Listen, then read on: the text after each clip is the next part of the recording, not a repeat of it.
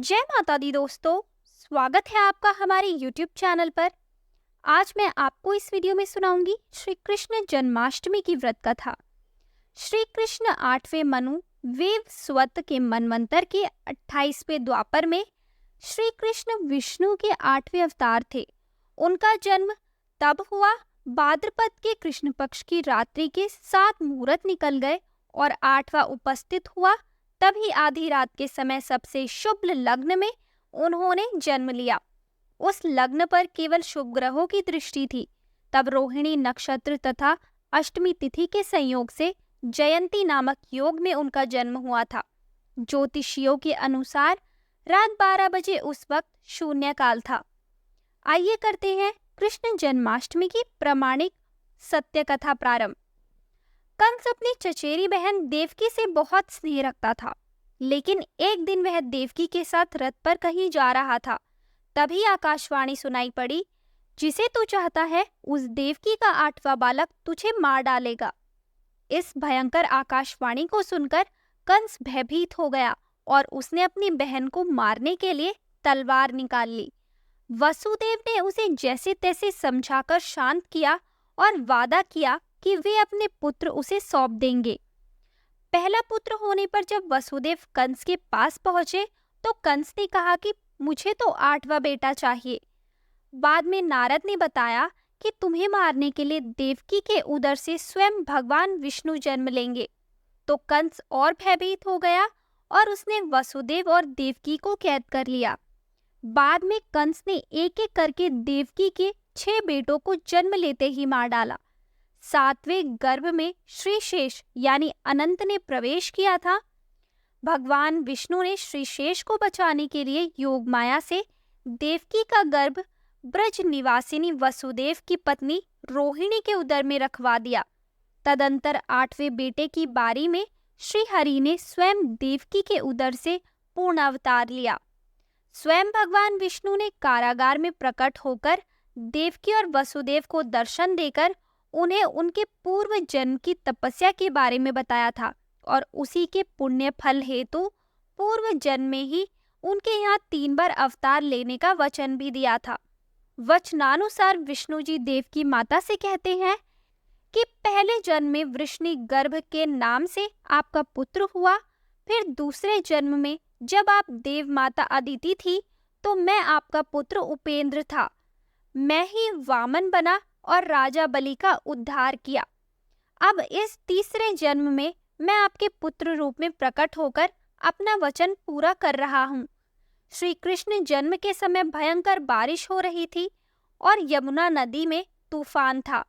कहते हैं कि ऐसी बारिश इससे पहले कभी नहीं हुई थी।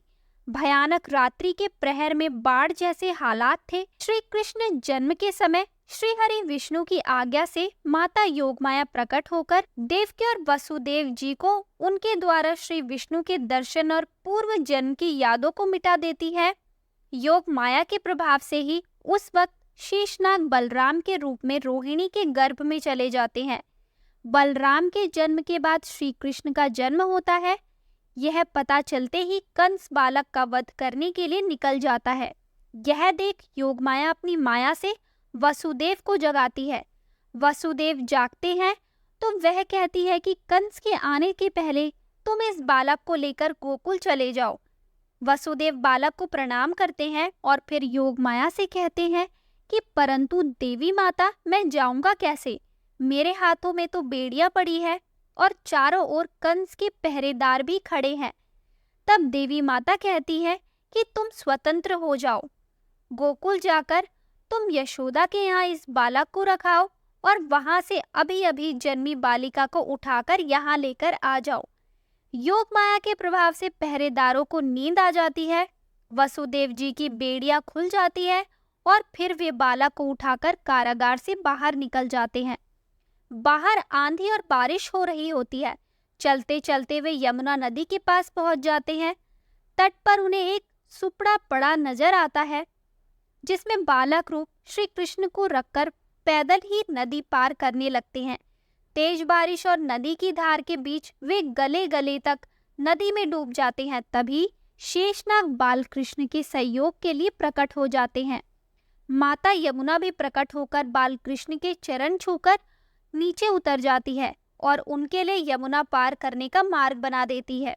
वसुदेव जी रात्रि के अंधकार में बाल कृष्ण को लेकर यशोदा मैया के कक्ष में पहुंच जाते हैं। द्वार अपने आप ही खुल जाते हैं। गहरी नींद में सोई यशोदा मैया के पास वह बाल कृष्ण को सुलाकर वहां सोई हुई बालिका को ले जाते हैं। पुनः कारागार में जाकर वे बालिका को गहरी नींद में सोई देवकी के पास सुला देते हैं। तब योग माया प्रकट होकर उनकी बेड़ियां फिर जस की तस कर देती है और कहती है कि हमारी माया से तुम्हें ये सब याद नहीं रहेगा। फिर वसुदेव जी भी सो जाते हैं। उधर योग माया के प्रभाव से ही यशोदा और उनके पति नंद राय यह समझते हैं कि यशोदा के यहाँ पुत्र का जन्म हुआ है। बाद में कंस को पता चलता है कि देवकी ने फिर एक बच्चे को जन्म दिया, तो वह कारागार में उसका वध करने के लिए पहुंच जाता है। कारागार में पहुंचकर वह देवकी से पूछता है कि क्या ये लड़की है। देवकी कहती है हाँ भैया। तब वह कहता है झूठ, इस बार लड़की कैसे हुई? आकाशवाणी झूठी नहीं हो सकती। उसने 8वें पुत्र की बात कही थी, फिर लड़की कैसे आ गई? अवश्य लड़का हुआ होगा। कहाँ छिपा दिया है तुमने? तब वसुदेव कहते हैं कि जब मेरी आंख खुली तो मैंने इसी बालिका को देखा।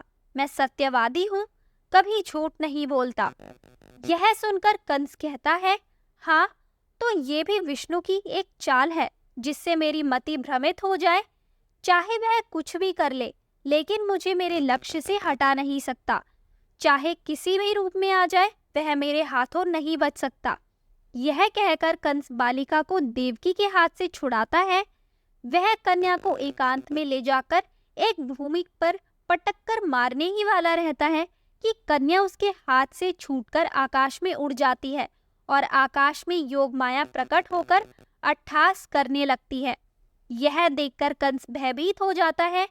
फिर योग माया कहती है रे मूर्ख, मुझे मारने से तुझे कुछ नहीं होगा। तुझे मारने वाला तो कोई और है और वो इस धरती पर जन्म भी ले चुका है। वही तेरा संहार करेगा। हे मंदबुद्धि दुष्ट, तू व्यर्थ बेचारी देवकी को कष्ट न दे और निर्दोष दीन एवं असहायों की हत्या करना छोड़ दे। यह कहकर योग माया अदृश्य हो जाती है। कंस घबराकर वहां से चला जाता है और फिर वह कृष्ण की तलाश करने के लिए सभी गांव के बच्चों का वध करने का आदेश दे देता है। तो दोस्तों, ये थी श्री कृष्ण जन्माष्टमी की व्रत कथा। आपको ये कथा कैसी लगी हमें कमेंट करके ज़रूर बताएं। हमारी आने वाली सभी वीडियोस को देखने के लिए हमारे चैनल को सब्सक्राइब करें और शेयर करना ना भूलें।